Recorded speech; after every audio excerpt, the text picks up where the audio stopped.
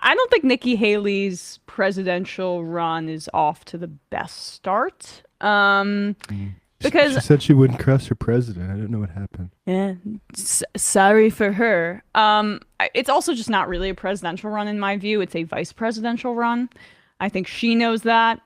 But at the very least, I still would have been a bit more prepared than she is, seemingly, to differentiate herself as a candidate, because she still has to keep up with the fiction that she is a presidential candidate. And she is making the rounds on Fox News. Here she is on Sean Hannity. Hannity asks her, basic question, how are you different from the party's last president, Trump? She's got no answer. If you had to delineate where, say, you and President Trump differ on issues, where would you start?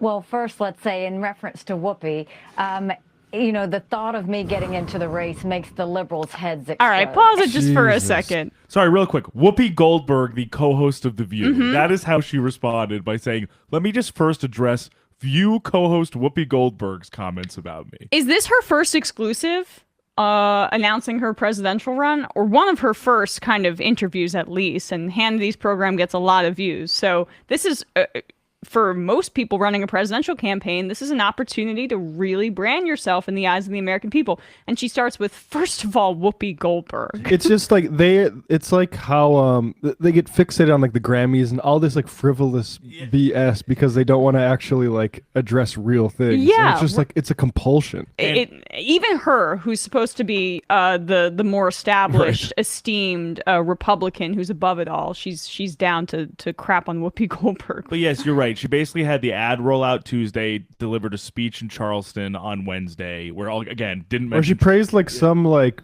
anti-Semitic pastor. Yep, yeah, right. Didn't I forgot about that. Yeah, we can discuss that after she's done.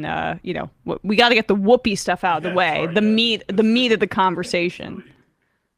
If you had to delineate where, say, you and President Trump differ on issues, where would you start? Well, first, let's say in reference to Whoopi, the thought of me getting into the race makes the liberals' heads explode. And so I welcome it because it shows we're doing something right.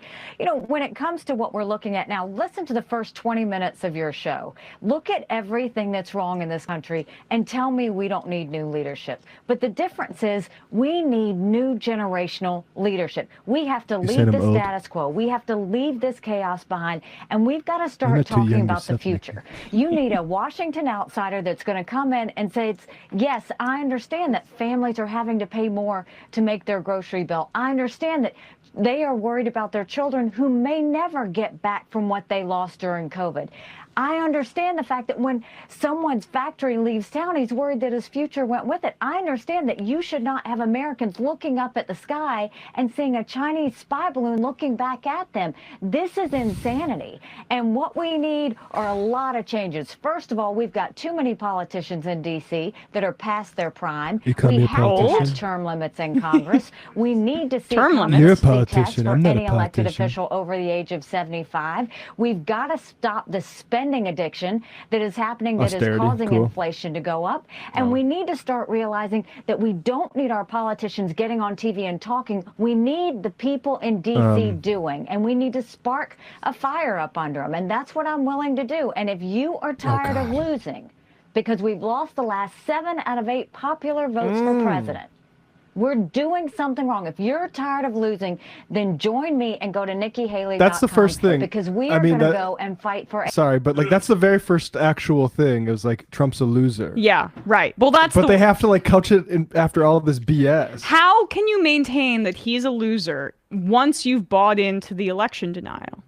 You can't square that circle. And she thought that she could be a little bit more hands-off with that kind of stuff, but then you've lost the base. Then you're a rhino. Then you're not truly a part of the MAGA world. And so without them, this is what you're doing. You're auditioning along the margins for a VP slot for DeSantis. That's her role here.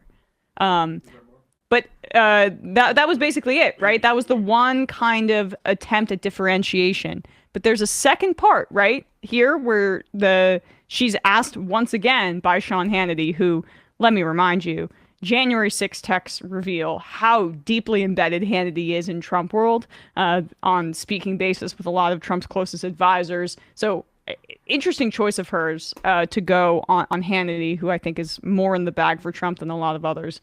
Asked again by Hannity, okay, but policy-wise, not just the loser element, what's the difference between you and Trump? She's got nothing. Let me go back to my original question, though, because anybody that is looking or seeking a nomination, you're going to be comparing and contrasting your policy positions, your views, what direction you want to take the country with your competitors. Right now, there's former President Trump is the only other candidate for the nomination. We expect many others, maybe even Mike Pompeo, who was on earlier in the program today. Where do you see, if you see, policy differences beyond what you mentioned, which are generational differences? What specific policy areas would you say part with Donald Trump? What I am saying is I don't kick sideways. I'm kicking forward. Joe Biden is the president. What the? This is a. Why are you running against him? This obsession with kicking. This was also in her initial. When you kick with heels, it hurts more. Yeah, and she's like, and I'm kicking backwards too. Or it's like a donkey kick. That's her Democrat. That's why you're a rhino, because you're like a Democrat. too much like a donkey, and you're an ass. Yeah. Yeah. Lots of. I mean, mostly people stomp or they kick forward, but she's really into this backwards kicking thing.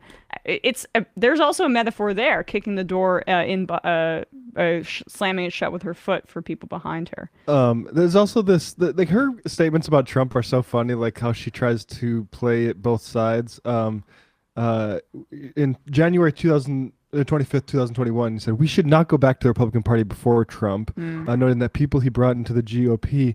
She added that Trump's actions on election day were not his finest, but opposed his impeachment. She said of the Democrats in Congress, they beat him up before he got into office. They're beating him up after he leaves. I mean, at some point, give the man a break. Move on. Right. And she does not have the guts to actually do anything meaningful in this primary based on that complete pussyfooting around everything. But this is an example also, if we could just pull up this thread from the historian Seth Kotler, who recognized a figure from her presidential launch who she referenced, Pastor Hagee here. And this is just a good indication, if we can put this up here, of Seth writes, Haley's choice to align herself with a figure like Hagee is a good indicator of how far right the self-described moderate and reasonable wing of the GOP has gone. Back in 2008, John McCain chose to distance himself from Hagee after first courting him because Hagee had a habit of saying that Hitler was part of God's plan to chase the Jews from Europe and send them fleeing towards Palestine. I'm going to have to ask Candace Owens if that's problematic or not. I guess it's just the Hitler of the month, according to Taibbi. I'm researching Walter Huss, a Holocaust-denying Christian nationalist preacher with neo-Nazi ties who became the chair of the Oregon GOP in 1978. He was a big fan of Hagee's book back in the 1990s. There's just some material from the archives. We don't need to check all of that out, but you guys get the gist. Back in 2008, Bruce Wilson brought to light Hagee's extremism that forced McCain to cut ties. But some more detail about this sort of thing, things Hagee believes in, which apparently Nikki Haley considers fine. It's New World Order stuff. It's just lots of anti-Semitic extremism, and far-right extremism. But this is supposedly the moderate who's going to bring in the Trump voters. And there's really no half measures with the MAGA people. You got to be Trump or you got to be aligned with Trump.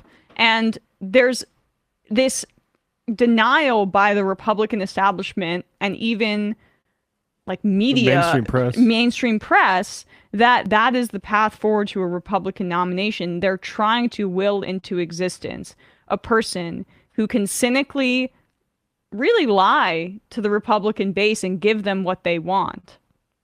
Someone like Nikki Haley, which is that raw racism, bigotry, xenophobia, while behind closed doors in private, their private position being something a bit more respectable. And I just don't think that you're able to pull off that magic trick in the year 2023, let alone going forward. Yeah.